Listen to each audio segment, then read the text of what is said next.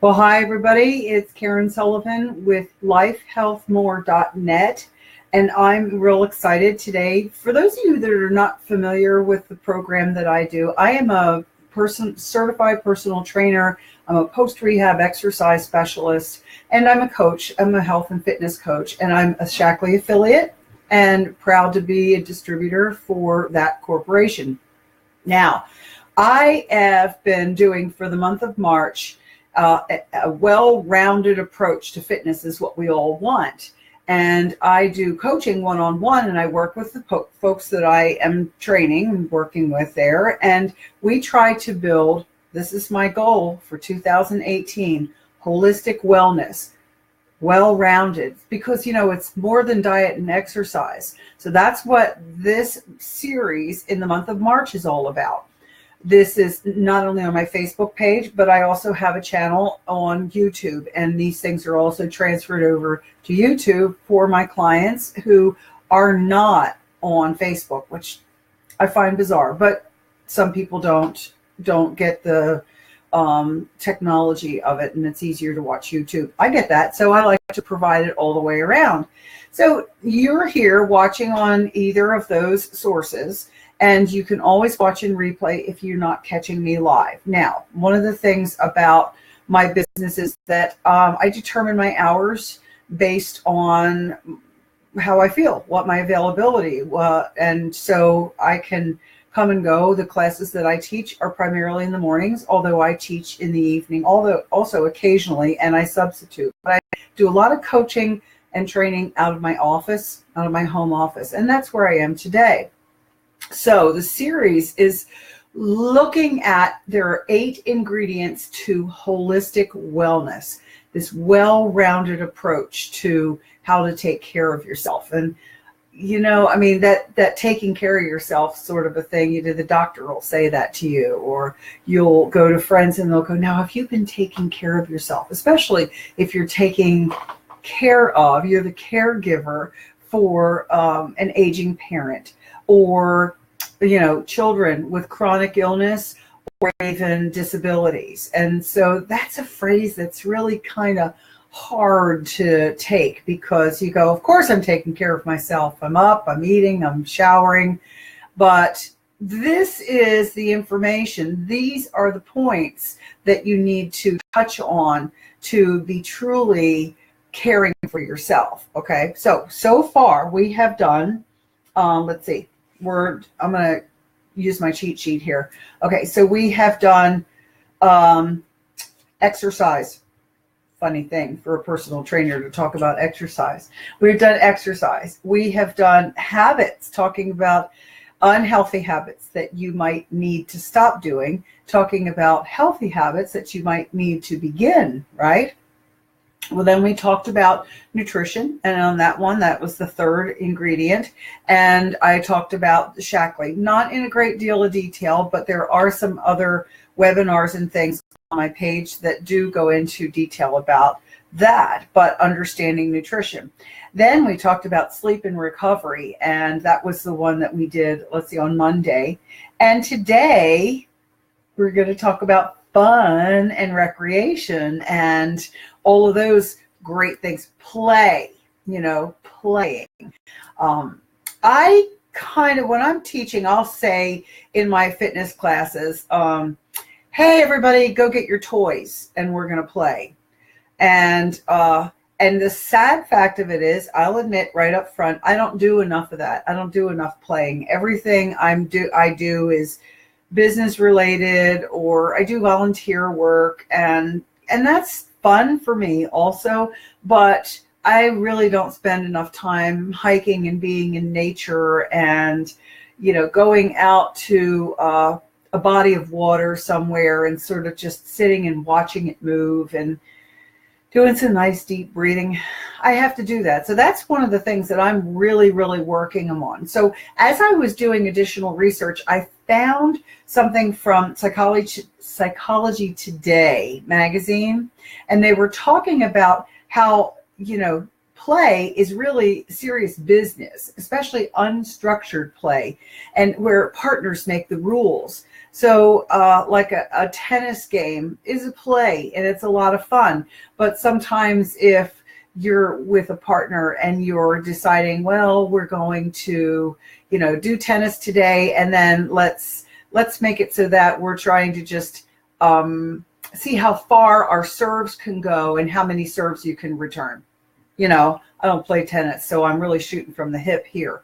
But making rules up. A really good example of that is at the Recplex here in St. Peters.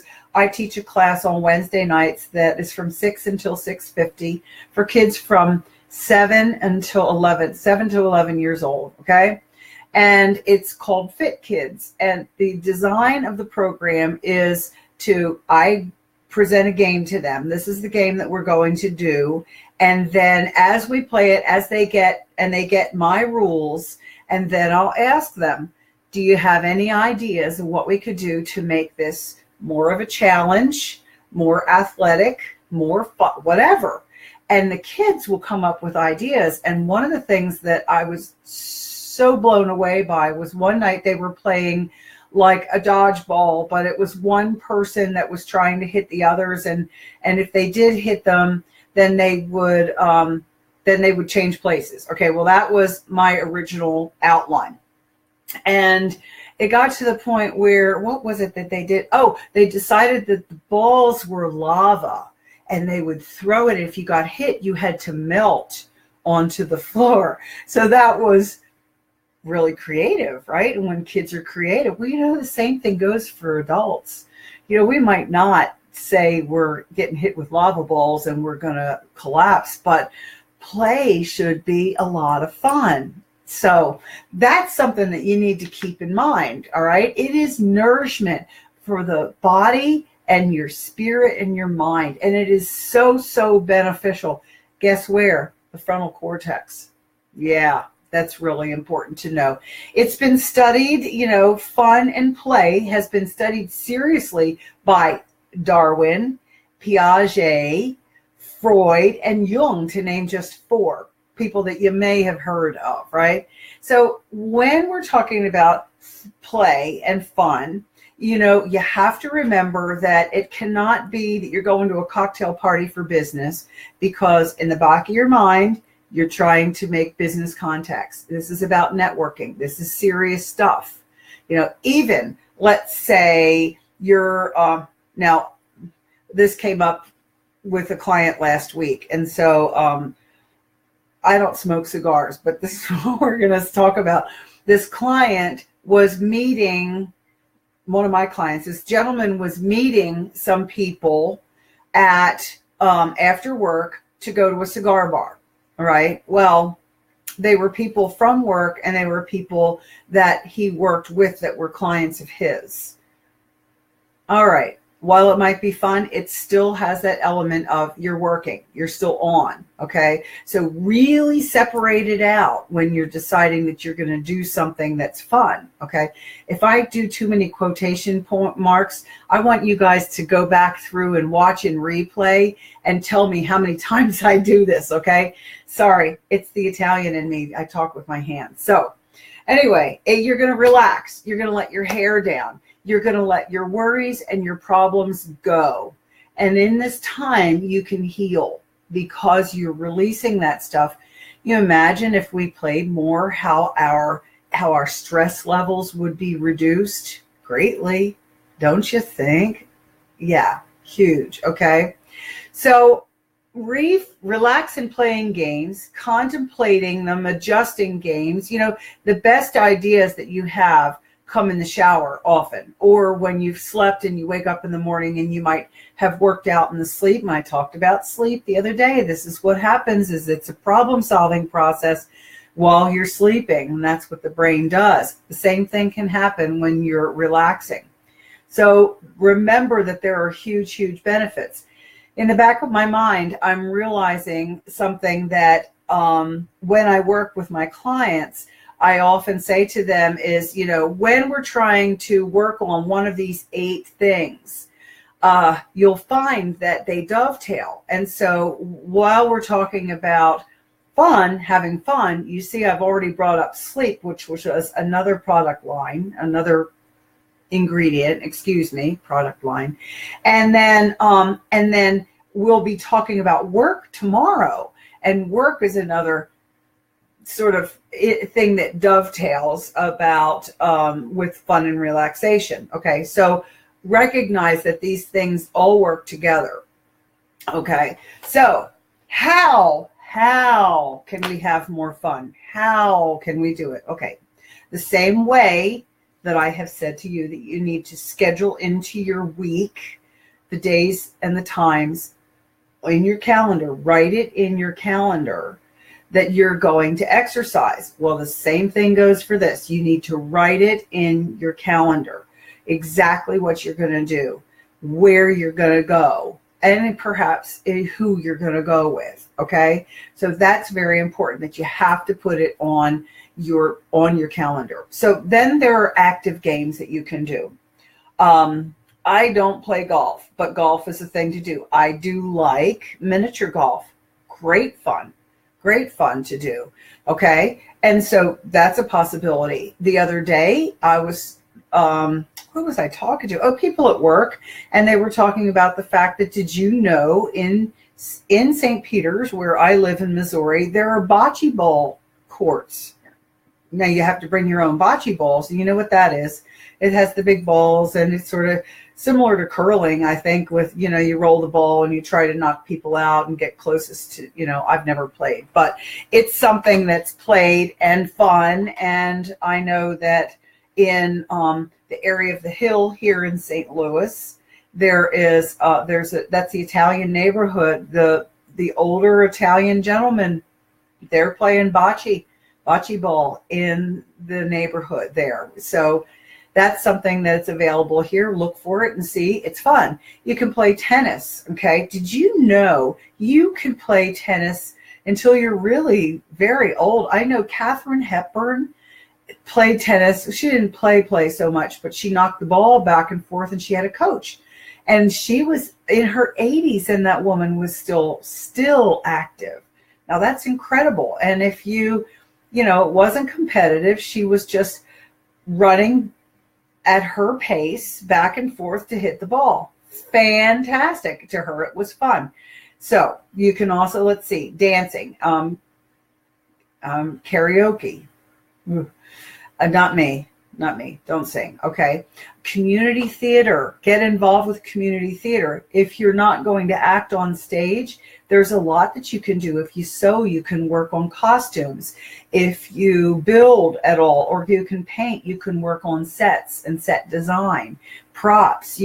There's a lot you can do. You can do lights, you can do sound, heck, fire. You can stand there the night that the performance is and hand out programs, right? Or sell tickets. So there are things that you can do that are fun, that will get you around other folks and away from the status quo, what you doing. Okay. So that's a neat idea. Animals, working with animal rescue, going to, going to just even watch people doing dog shows or horse shows or those sorts of things. And I'm not suggesting you foster animals, but you can certainly go to an event to help present the animals, take them for walks. Okay. So I don't know that I could work in a place where it's like pit bulls and parolees with all the dogs. I'd take them all home, all 300 of them. But that's something that maybe would be good for you. Then there's also gardening, hiking. You can go out on a boat. You can hear the Missouri and the Mississippi River. They don't have many beach areas, but you can certainly, there are trails. The Katy Trail runs along those rivers, and you can walk along the river, right? And look at the water. And of course, it's called the Big Muddy for a reason, the Mississippi, but it's still an incredible waterway. And it's kind of neat to know that that is a major mover for all kinds of stuff up and down on the big barges. And that's kind of impressive. Okay. So learn something about your area. Now, sometimes all of this stuff costs money. Oh, and the thing, how could I forget this? A cooking class. Look for cooking classes. Or I just recently learned that Hobby Lobby here, which as a matter of fact, it's on my calendar today that I'm going to go over and find out about it. They give that you can take art classes there. And so you can go and where was I? Oh, I went to my dry cleaner, walked into my dry cleaner. I'm talking to the gentleman that owns it. I hadn't seen his wife in a while, and she wasn't in that day.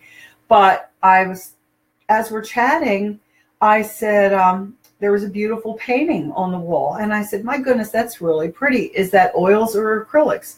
He said, it's oils. I said, where did you get it?